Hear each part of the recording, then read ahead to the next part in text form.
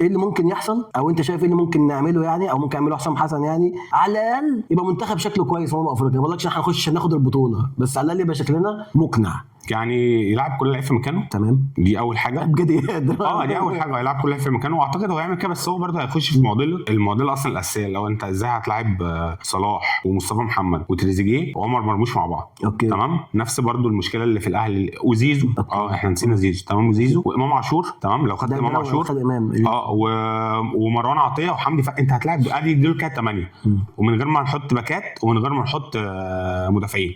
اوكي، فانت هتعمل ايه في كل دول؟ بس عامه الزعمه دي تبقى حلوه، المدرب يكون عندك خيارات كتير. ايوه، مع خيارات كتير تستغلهم، لكن مش تعمل كلهم مره واحده. لا مستحيل طبعا. فاهم؟ تمام. واللي مش هيلعب منهم هيتقمص. انت شفت مصطفى محمد طلع عامل ازاي؟ طلع في الدقيقه 87 الماتش خلص، الماتش خلصان وزعلان، خارج زعلان. والشناوي خارج في الدقيقه 94 عشان بس ندي الواد الثاني فرصه يلعب ضربات جزاء وخارج زعلان. فانت هتعمل ايه مع الناس دي كلها؟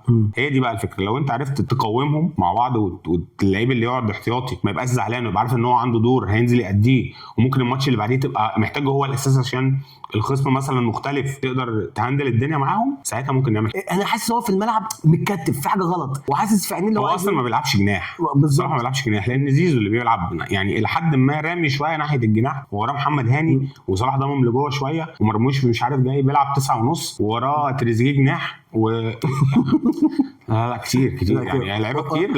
لازم كل واحد يلعب في مكانه ونلعب عادي.